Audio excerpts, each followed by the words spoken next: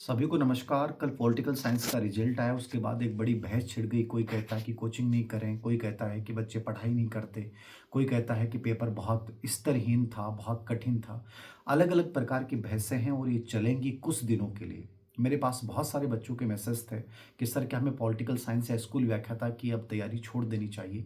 मैं उन सब बच्चों से कहूँगा, पॉलिटिकल साइंस का पेपर यदि पहले भी बहुत बार विवादित रहा है, इस बार जो पेपर बनाया गया है, निश्चित रूप से जिन्होंने बच्चों ने दिया है उन बच्चों को पता है, उनकी पीड़ा है। मेहनत सब बच्चे करते हैं। यद्यपि आजकल मेहनत का लेवल कमज़ोर हो गया है क्योंकि सोशल मीडिया पे हम बहुत टाइम ख़राब करते हैं, लेकिन जिस बच्चे ने मेहनत की उन बच्चों का भी नहीं हो रहा और उनको पता है पेपर के आंसर की तक एक्सपर्ट से जारी नहीं की गई।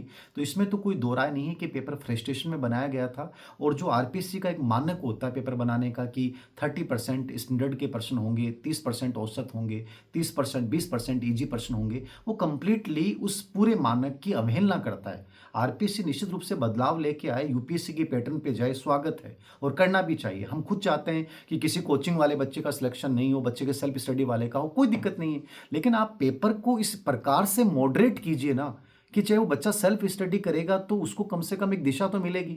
अब सेल्फ स्टडी वाले बच्चे सिलेक्ट कैसे होंगे? आप कैसे समझ सकते हो कि पेपर का लेवल आपने बहुत अलग लेवल का बना दिया, एक फ्रस्ट्रेशन वाला पेपर बना दिया, तो क्या वो सही है? क्या वो गलत है? ये औचित्य विहीन है। और ये इसी प्रणाली का मुझे लगता है कि हर बच्चे को और हम सबको विरोध करना चाहिए।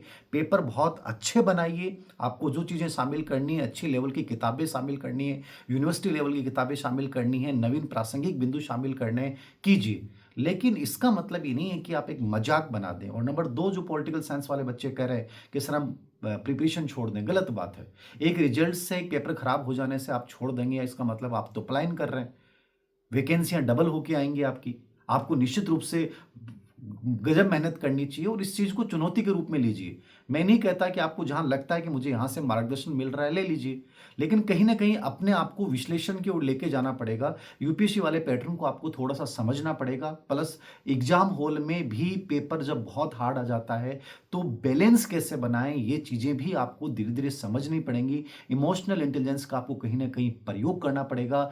केवल आप ये सोच रहे हैं कि सोशल मीडिया, ऑनलाइन या ऑफलाइन के भरोसे हम कुछ बड़ा कर सकते हैं, ये पॉसिबल नहीं है। जब तक आप अपने अंदर की ओर झाँकेंगे नहीं, जब तक आप अपनी कमियों पे वर्क नहीं करेंगे, जब तक अपना आत्म मूल्यांकन नहीं करेंगे, तब तक हम एक बेहतर विद्यार्थी या सरकारी नौकरी के सफ़र में नहीं जा सकते।